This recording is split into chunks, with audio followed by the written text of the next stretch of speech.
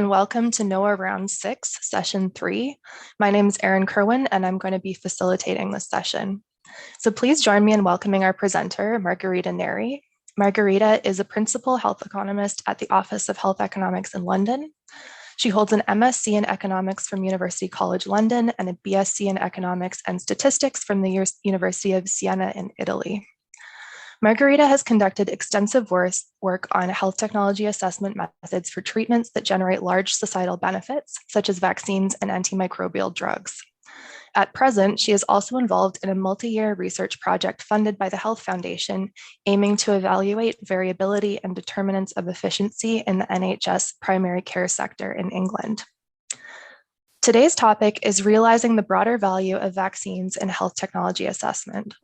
This presentation will provide an overview of a synthetic value framework designed to capture vaccines' broader value within the categories of narrow and broad health effects and health system and societal economic effects.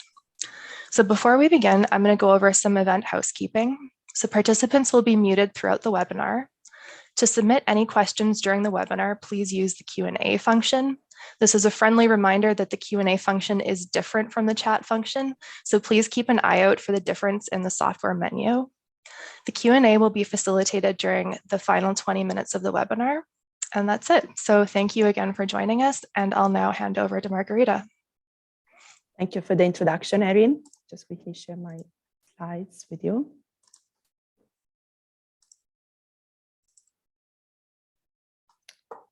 So they should be up now. So thanks again for having me present today. So the topic of today's presentation belongs to a long and ongoing program of work that we've been leading with a few other colleagues from the Office of Health Economics on the broader value of vaccines. So this is a program of work which is made up of multiple projects, but they all have a common denominator of contribution to advancing the understanding of vaccines value and also its recognition in decision-making and HTA methods. In today's presentation, I'm going to focus on some of the key questions of this program of work. And to do so, I will rely on the findings from the BRAVE project. So BRAVE is obviously an acronym for a longer title to this project. But yes, I will use this project to help me addressing some of the questions around what the broader value of vaccines look like, the extent to which this value is currently included into HTA methods around countries. And also I will present some initial proposals as to how the existing gaps in value recognition may be overcome. Before looking at the specific project, just a little bit of background and general motivation to, again, the overall program of work. So general motivation into this program of research rests on an argument that vaccines are a specific group of drugs with broader effects beyond vaccinated individuals and health systems. And in economics, we're used to this type of effects, and effectively we call them externalities, with which we refer to spillover benefits, but also costs beyond effects on immediate consumers. So in the literature, externalities of vaccines have been termed broader benefits to underline exactly these problem sometimes that these kind of benefits tend to fall outside the scope and perspective of traditional HTA narrow perspectives.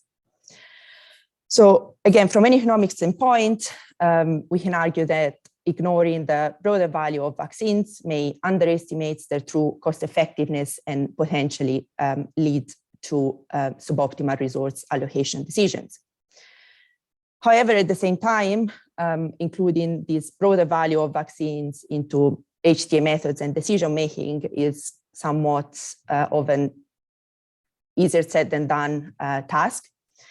So indeed, there are many questions that need to be addressed in order to achieve this. So these questions, I think at least for a majority of them, we try and address with our overall program of work on the broader value of vaccines. And these concern agreeing on a definition of vaccines' broader value, understanding the extent to which this value is currently recognized by HTA methods, how large this value could be, and where we identify gaps, what can we do to try and close them. So the BRAVE project, which I'm talking about today, I think is a good and representative example of our research, because it tackles multiple of these questions at the same time, and it does so also from an international perspective. For today's presentation, obviously for time constraints reasons, I won't cover the findings from other research that we've done in this space, either around the same questions, but with somehow narrower focus only on the UK.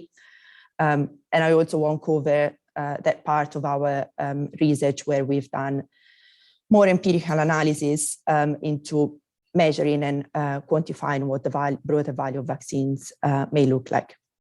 However, at the end of the slide deck, which I will make available after the presentation, there is a full set of references that you can refer to in case you're interested to read about, to read more about this work. So now we turn a bit more closely to the BRAVE project, which is the focus of today's presentation. So the aim of the project was to develop a set of expert-informed recommendation towards broader value recognition of vaccines based on an agreed definition of vaccines value, and also an identification of the gaps with the HTA of vaccines in 9 income countries, which also included Canada. So for the overall project, we relied on the overall methodology of the project was based on a modified Delphi approach. The phases in 4 phases, which are all described in detail in the table on the right-hand side. And perhaps at this stage, I won't dive into the details of each phase in terms of the methods employed and the outcome. Apologies, it seems like the lights are going low in the office. If it goes completely dark, I might need to get up and wave at them in the hope that they go on again. But for now, it seems fine. Sorry. So I was saying that I won't dig into the details of the methodology at this point, but I would like to clarify what the modified Delphi approach is about. So this is a qualitative research method, which is normally employed for the purpose of elicit and achieve expert-supported consensus on a specific problem matter. And the approach works by engaging a panel of experts in the subject matter and eliciting their opinions and views through multiple rounds of surveys, and normally also an in-person, a live meeting. And at each round of engagement, the experts are, before they provide their views on the specific questions, they are given the opportunity to review the group feedback, the group responses from the previous round of engagement. So as the process moves along, the goal is to try and reduce the set of responses that the experts are going to give, and therefore achieve something closer to a consensus at the end of the project.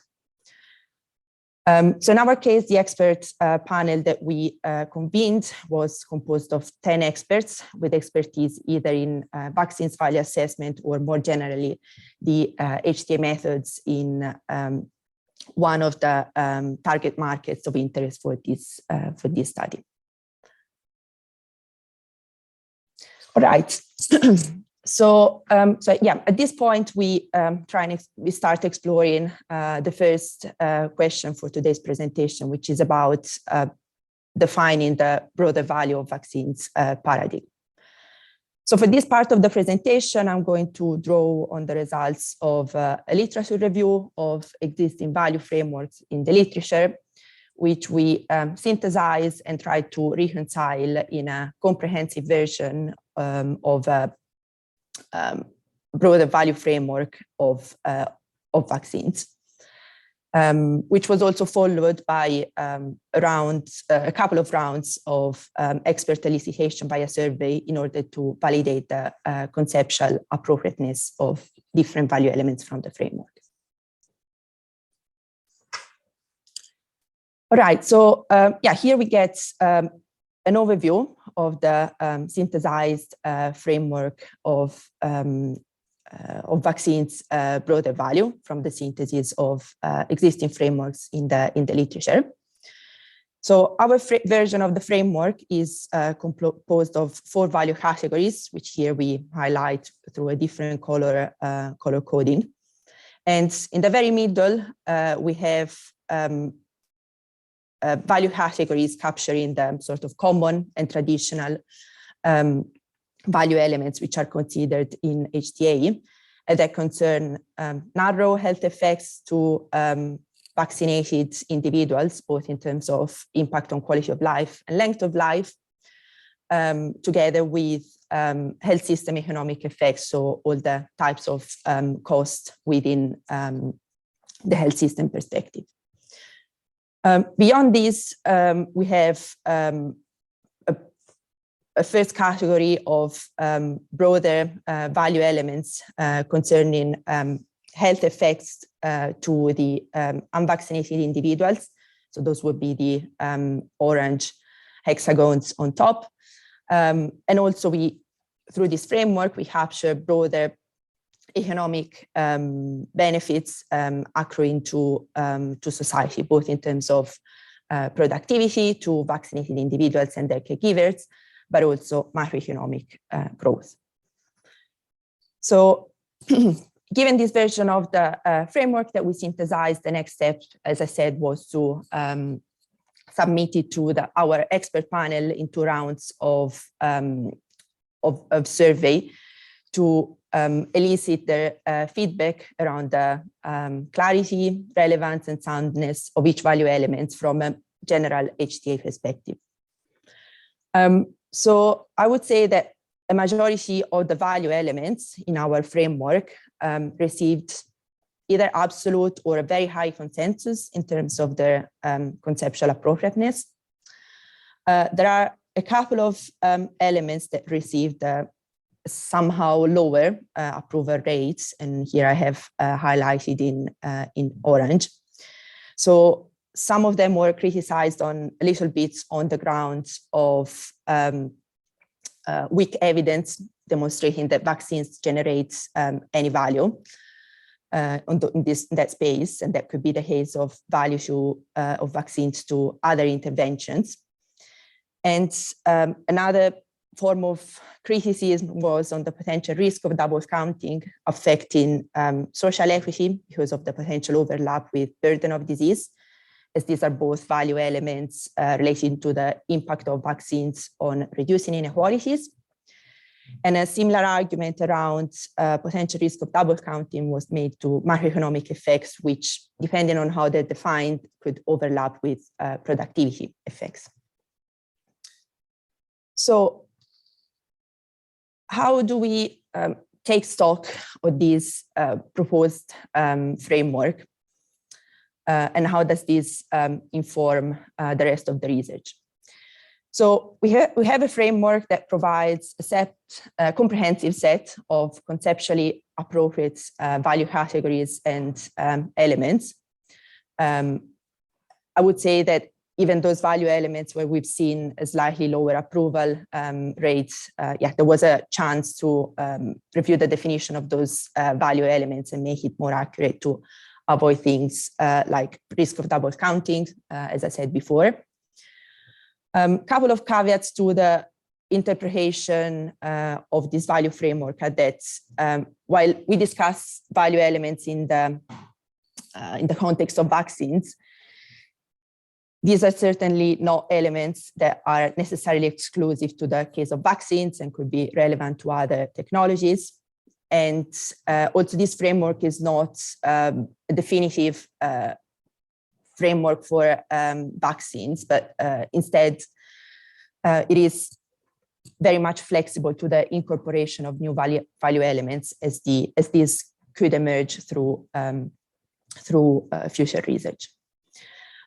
In general, I would say that the framework is a useful tool that can help us addressing and exploring research into, first of all, the status quo of vaccines value recognition in HTA, and also how we can optimize it. So indeed, we're going to see how we have been using this framework to better understand the status quo of vaccine value assessments across country. And as part of this intermediate part of the presentation, I will then present the result of our review of HTA guidelines for vaccines, complemented by expert input, where we aim to understand for each value element of the framework, whether these are explicitly or potentially recognized as part of existing HTA processes, so that we can achieve a sort of overview of the status quo of vaccines value recognition at present. So with this slide, I'm presenting just a first slice of the evaluation of the vaccine status quo, focusing on those common value elements which are more traditional to health technology assessment methods. And in general, I would say that there are no controversy in terms of how value elements are assessed here, as across all countries, these value elements appear to be formally recognized, with the exception perhaps of cost offsets to the health system in France and Germany, mainly because these are countries that tend to orient their evaluation more around the clinical effectiveness, incremental clinical effectiveness of vaccines, as opposed to undertaking formal economic evaluations. However, the situation gets much more heterogeneous when we turn to the broader value elements of the framework, both in terms of impact on health and economic effects. So I don't know if it's of much use to discuss these results for each value element and across countries, but I think a couple of generalizations that we can draw from this heat map analysis is possibly that. So there are some value elements which across countries are not considered at all, or are only uncommonly or informally considered. So those would be the value elements where across countries the color coding is either orange or red. There is a smaller subset, I would say, of value elements where the situation looks more green, so more promising in terms of consideration in HTA. But even then, there are a few instances where the value element, it's only, and here I'm thinking, for example, of burden of disease, social equity and transmission value, where the value element is only commonly and informally considered, which means that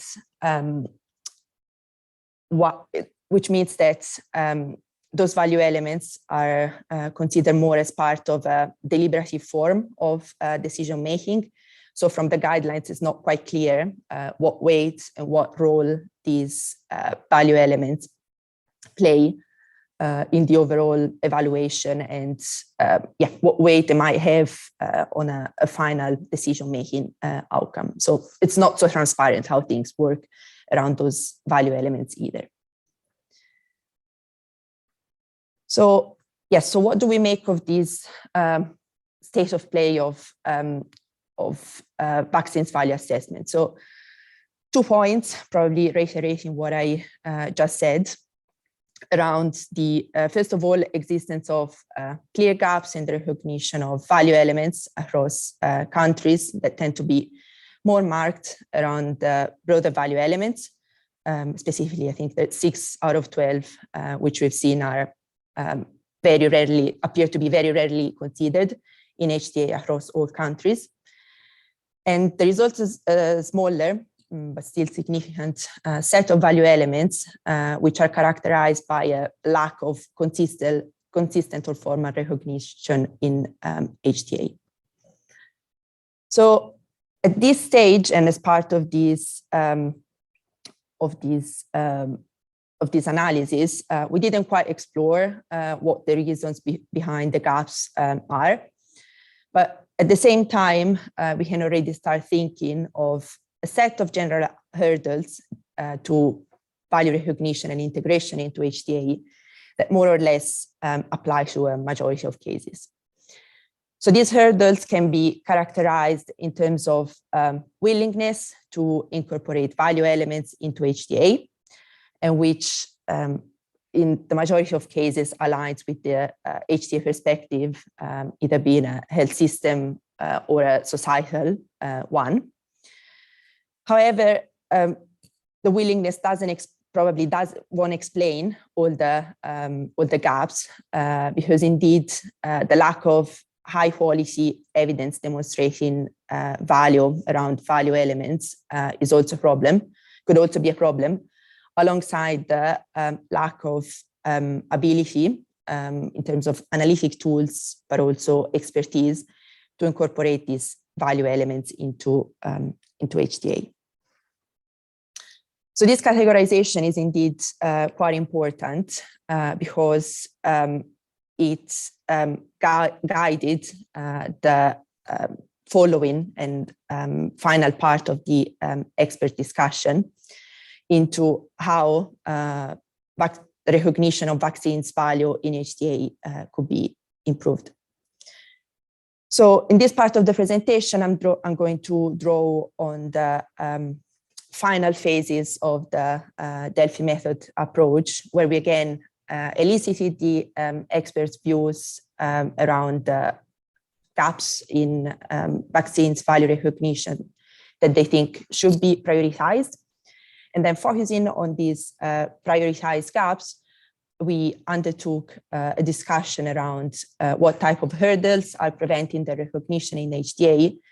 And we also discussed some potential, an initial proposal in order to advance the value recognition. So, as I said, as part of this discussion on how to improve value recognition, we started by prioritizing the long list of gaps that emerged from the previous analysis of the status quo of vaccines HTA. So again, in 2 rounds, we asked the expert to prioritize 5 gaps based on the prioritization criteria of the feasibility of addressing the chosen value elements into HTA, and also considering the potential impact that the inclusion of the chosen value element could have on the final HTA outcome.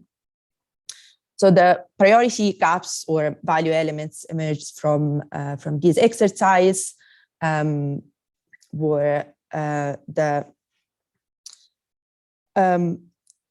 on the value elements around the cost offsets to the health system, which we've seen is, in some instances, is not comprehensively and consistently considered.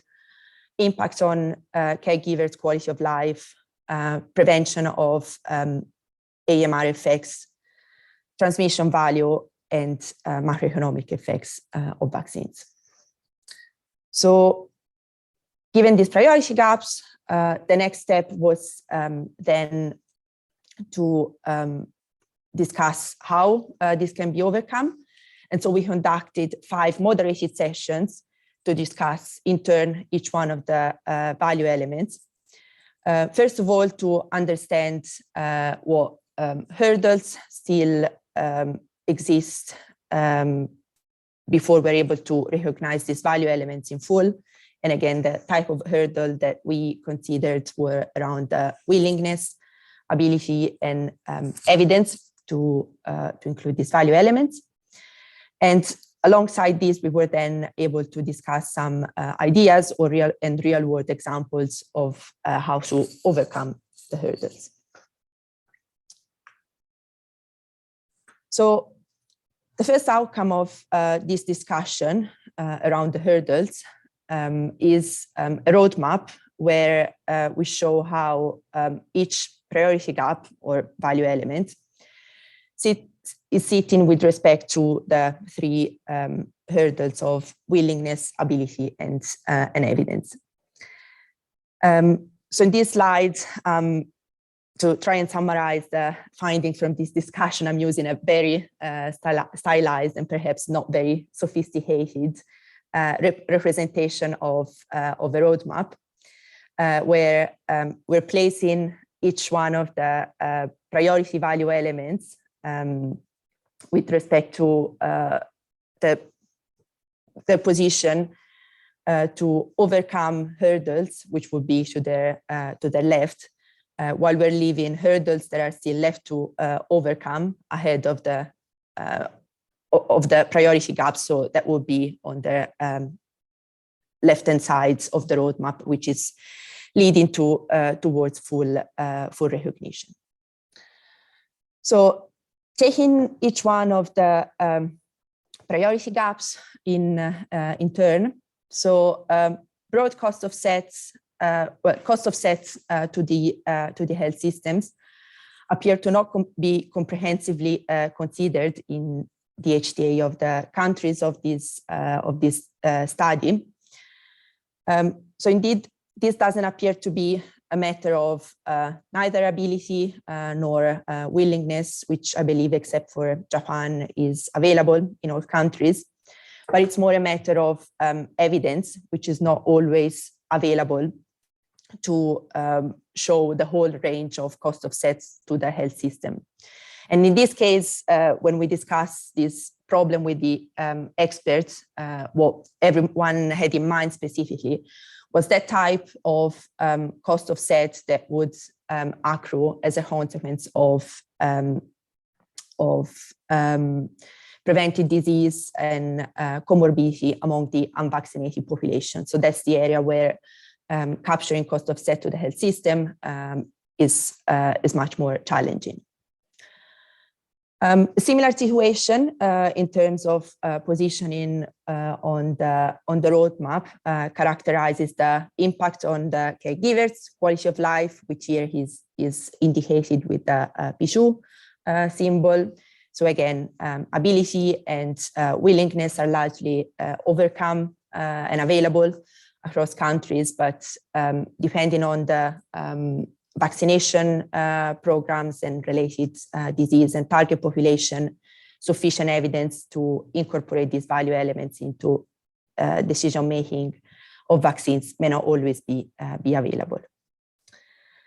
Now, when we turn to the effects on AMR, so antimicrobial resistance, so here the situation is probably less advanced than previously discussed.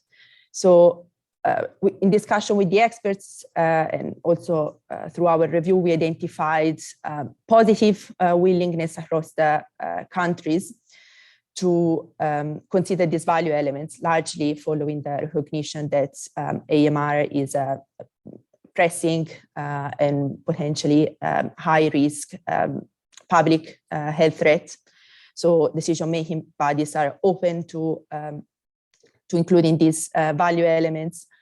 However, at the same time, this is not realistically, at least at the moment, possible because both ability to measure this effect as well as evidence to inform this measurement are readily available. In terms of transmission value, which here we indicate with the P4 symbol, so this is not really controversial value elements in terms of the willingness to consider it. In fact, transmission value in terms of benefits accruing to the unvaccinated population are also very much within the remit of more restrictive HTA perspectives, such as the health system one. And the ability to consider transmission value is also largely available because through both static and also dynamic methods to model how vaccination may affect transmission patterns of disease in the population. However, again, evidence appears to be the outstanding hurdle. This is largely due to sometimes the inability to provide high quality evidence on how vaccination affects the transmission patterns, especially at the time when the vaccination assessment takes place. So it might take time to obtain this evidence, and sometimes the surveillance system tracking infection patterns, incidents, and so on are not always available across countries. The final value elements that we considered are macroeconomic effects, which certainly were perceived by the experts as potentially having a large impact in the overall value assessment of vaccines. However, in this case, we're very early on our road towards full value recognition because I think largely because the awareness of vaccines' impact in terms of preventing macroeconomic effects was raised from the recent experience with the COVID-19 pandemic. Therefore, I would say decision makers are not quite used to thinking about these value elements and how to assess it for other vaccine preventable diseases. So with this, kind of ready to now turn into the recommendations to be brave in the recognition of vaccines value in HTA. So this is obviously a set of initial recommendations and ideas, which I'm going to discuss one by one, but obviously I think they should be read with the understanding that their implementation might also face some implementational and practical challenges that need to be considered on a case-by-case basis. But yes, sorry, just to give an overview. So we organized them by type of hurdle.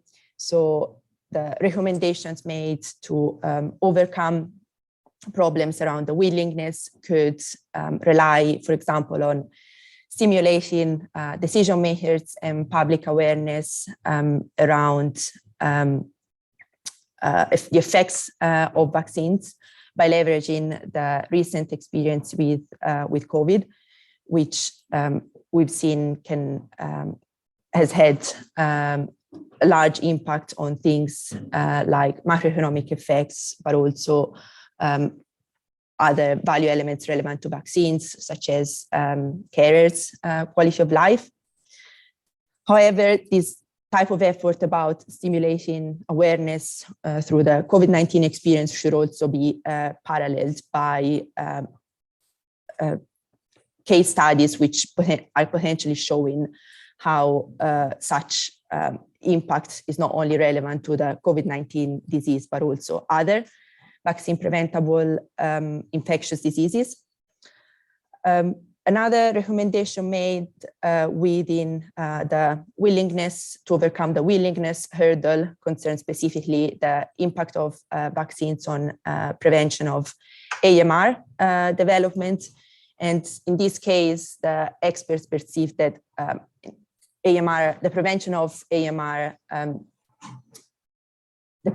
AMR effects is indeed, sorry. I don't want to skip this. Sorry, I want to say that prevention of AMR effects is not only relevant to vaccine, but perhaps to a larger set of technologies. So any discussion into how willingness to incorporate these value elements can be improved should be done with a larger angle than just on vaccines. Turning on the ability, so here the set of recommendations were split between what can be implemented in the short term versus what requires a longer term effort. So in the shorter term, where quantitative methods to measure things like AMR effects or macroeconomic effects are unavailable, decision makers could consider the use of qualitative approaches to quantify and gauge the importance of these value elements, for example, through the use of experts, again, elicitation approaches. While in the longer term, there's obviously a need to invest further effort in developing methods that can more rigorously measure these effects. And potentially, decision makers might also be open to the need of updating their and changing their the methods in a way that goes beyond current methods, for example, based on cost effectiveness or cost utility analysis.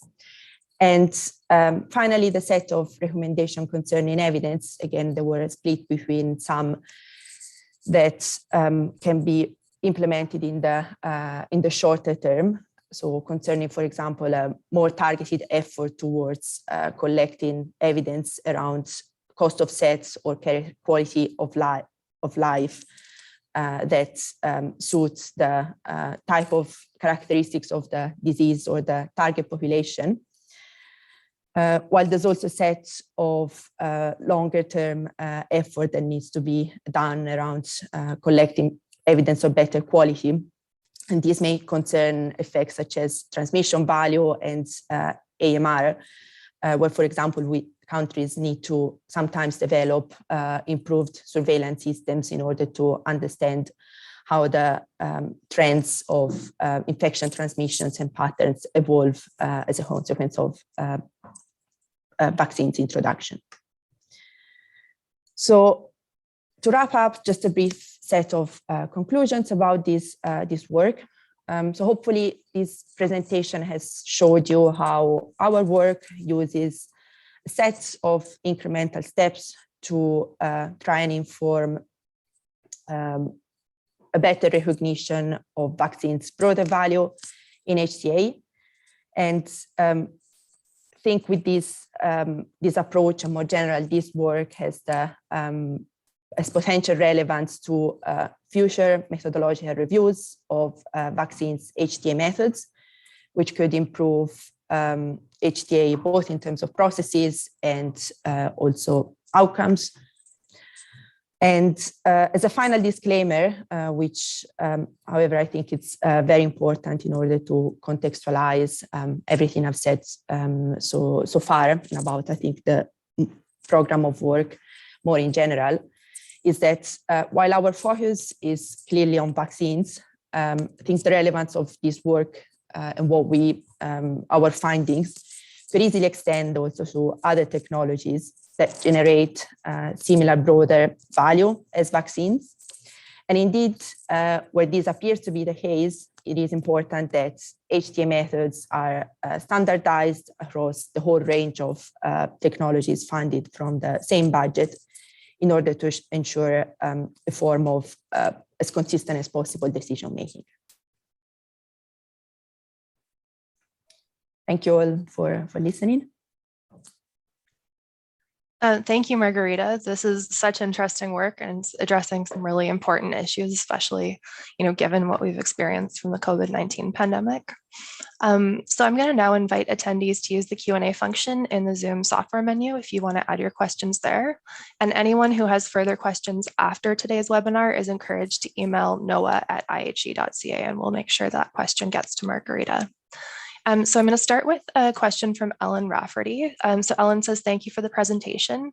And she's wondering what the value is of focusing on vaccines when, as you mentioned briefly, a lot of these considerations, i.e. the impact of quality of life on caregivers, are not specific to vaccines, with other healthcare products having an impact on these outcomes.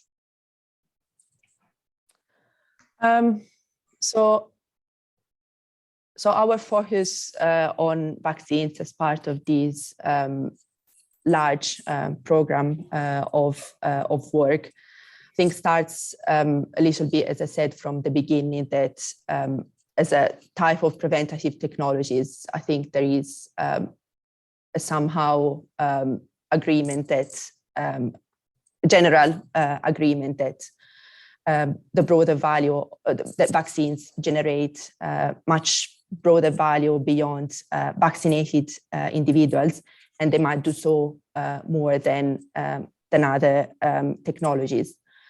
However, I think when we, in our conceptualization of vaccines, narrow and broad value as part of the framework, I think it's also true that some of the value elements that we identify have some specific relevance to vaccines. So that may be the case of transmission value, which is the kind of value element that captures the preventing transmission of disease in the population. So this is, I think, an example of broad value elements that can be very large for vaccines. And I think we've seen how in the past it's also been a determining factor for the approval of vaccines. On the other hand, our framework also includes, for comprehensiveness and completeness purposes, includes other value elements such as the career quality of life, which perhaps is much less exclusive to vaccines than others. So yeah, I think it's just a consequence of having as comprehensive as possible framework. But I think in reading the framework, we need to be aware that some of these value elements will have different degrees of relevance to vaccines. And even within vaccination programs, the relevance is likely to be highly different. Okay, great, thank you. So our next question is from Ali Ansal, who's also here at IHE. So really closely related to Ellen's question. He's interested in how applying this full value recognition model that you suggest will affect the choice of the willingness to pay or opportunity cost thresholds. I think this is really closely related to your last point in the conclusion slide. So could you say, would current willingness to pay thresholds or cost effectiveness thresholds be comparable to traditional values using the model that you suggest? This is a very good question, and I should perhaps start by saying that I'm not an expert in cost effectiveness threshold, but at the same time, I'm also aware about how complex of a subject of research it is. But yes, this is a very good question because I think the incorporation of value elements that potentially expand the perspective of the decision makers would obviously have an impact on the direction of change of the cost effectiveness threshold. I suppose the direction in which the cost effectiveness threshold changes would depend on what interpretation of the cost effectiveness threshold is given. So whether this is interpreted as marginal productivity of healthcare expenditure or as an observed opportunity cost. But yeah, I suppose this is one of the follow-on considerations that need to be considered very closely if any of these recommendations about expanding the broader value of vaccines are to be adopted. And I think also underlines how the issue is potentially much broader than just involving discussion with healthcare decision maker, because eventually it's all about how, also how different public sector budgets, I think opportunity cost of different public sector budgets. So I think potentially, obviously depending on the country, but it will have to be a decision potentially involving not only the Ministry of Health, but also a Treasury and any other sector that's potentially affected by vaccines value. Yeah, that's super interesting. The problem gets really big really fast. Okay, great, thank you. So next question is from Sasha Van Katwick, and he's asked 3 questions, so I'm just going to split them into little bite-sized pieces here. So the first one is, what is the history of implementing practice improvements such as BRAVE? So at the moment, I think, so initially there was, I think, a plan to undertake further work into sharing the findings and recommendations from this project in order to achieve more impact within the countries of the studies. One achievement was obviously publishing this work as a peer-reviewed publication this year, but yes, I do believe that much more work, yes, can be done to see how these prioritized value elements and related recommendation can translate into practice.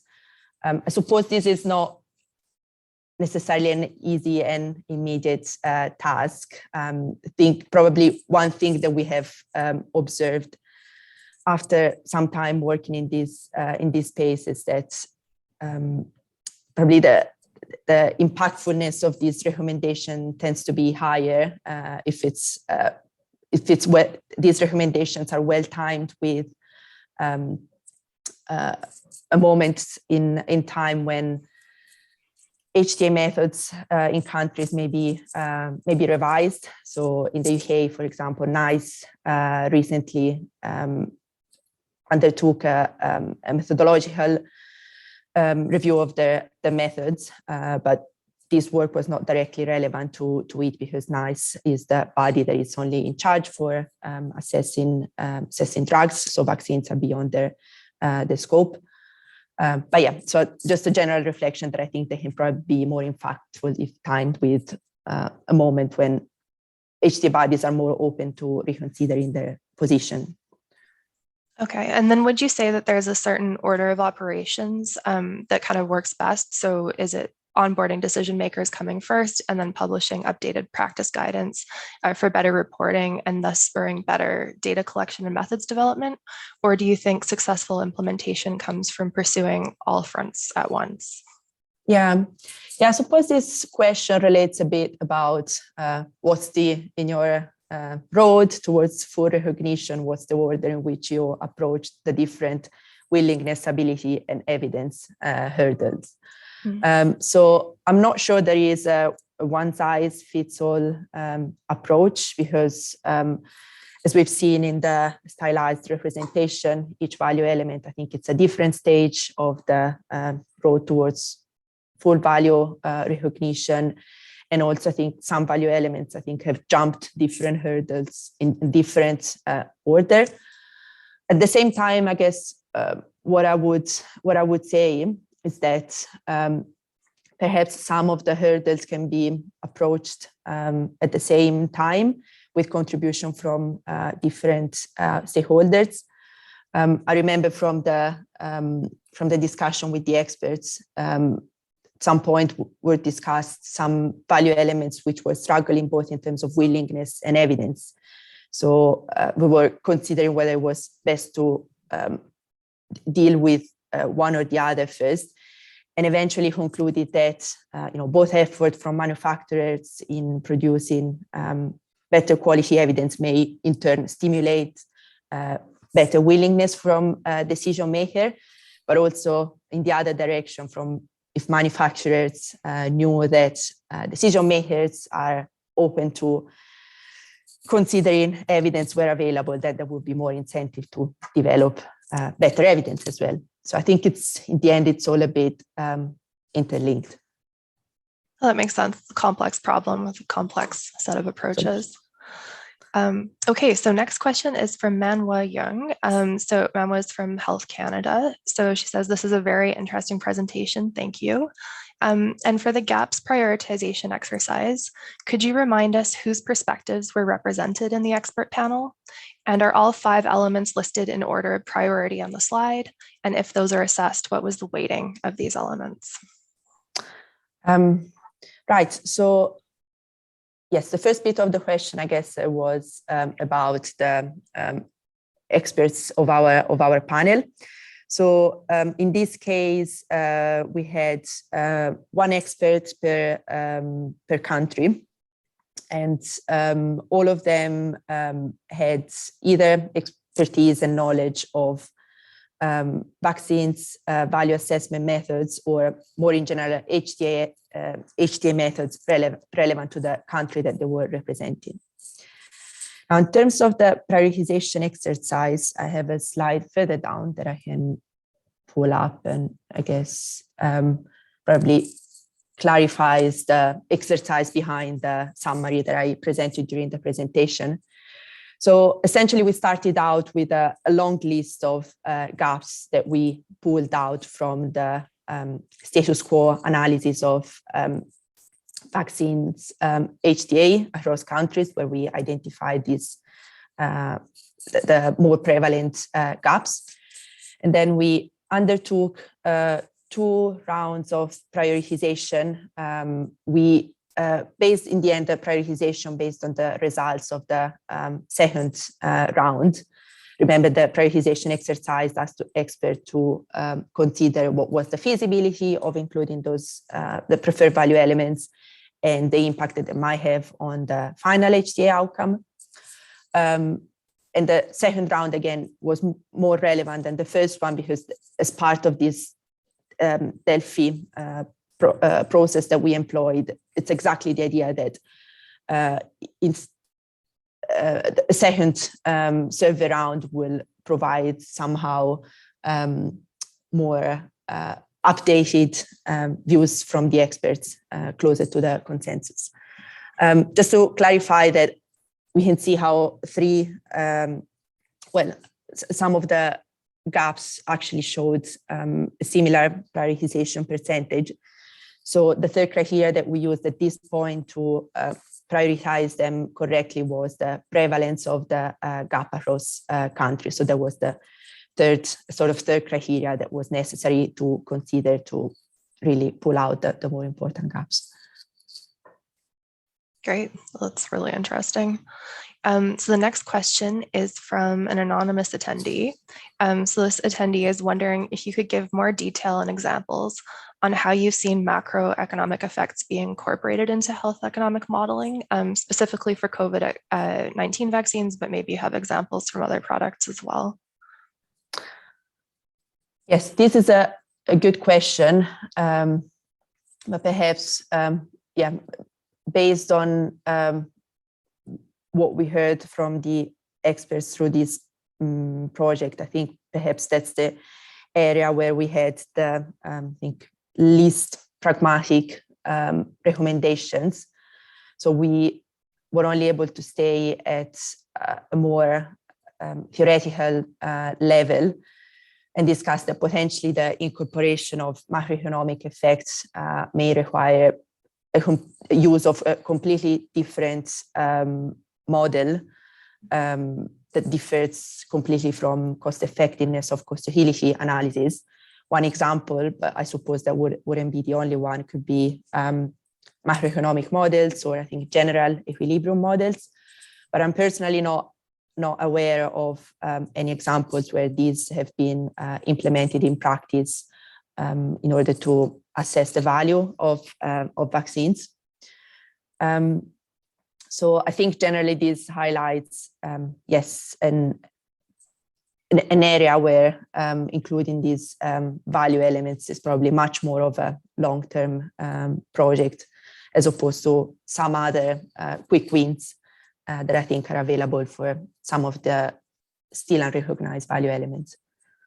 Great. Yeah, thanks. I'm going to plug something really quick because we do have the One Society Network in Canada who are beginning to evaluate the economic impacts of COVID-19 more broadly, including the use of vaccines. So yeah, I think the work is starting, but it's really complicated, really challenging to approach. Okay. And also, as part of, again, our broader OHE's broader programs on the broader value of vaccines.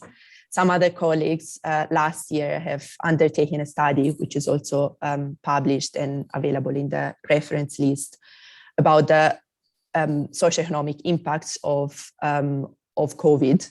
But I think at the same time, it was based more on an assessment of impact of COVID across all the socioeconomic dimensions of the value framework. But yeah, I guess that could also be interesting to check out in this space. Yeah, no, that's really interesting. Okay, so our last question is from Ellen Rafferty. So she wants to know, does Brave similarly argue that the negative broad health impacts should be included in the value assessment? Yes. Like maybe absolutely. Adverse effects to immunization, things like that. Absolutely. Yes. And I think in our description of in our definitions of each one of the value elements, I guess this is a point where we try and expand the definition of value elements in both directions. So yes, I think there are some examples, some value elements where you can think of examples of how vaccination could also produce adverse or negative effects. One could be, again, adversity to vaccination and some form of impact on quality of life measured in mental health terms, which is not easy to measure, but I think it's arguably it's something that could be that could happen. Or otherwise, in the case of productivity effects, I think potentially vaccines may generate a lower productivity value by just the time that one person spends, especially in adult vaccination program, takes time that people take off from work to go and get vaccinated. Again, in measuring, I think these effects is probably worth always considering what's going to be the relative size of adverse and negative effects as opposed to the overall benefit. But no, short answer to the question is that we should also consider potential negative effects or adverse ones. Perfect. Well, thank you. So thank you, Margherita, for your presentation, and thanks to everyone online for taking time to attend today's seminar. So please join us for the next seminar on January 18th, where we'll have Jeff Round presenting some new work on displaying omitted objects in decision analytic model diagrams. So you can always subscribe to NOAHE by visiting noah.ca for news on upcoming events. And thanks again, special thanks to our presenter and to everyone for attending today. Thank you very much. Thank you all.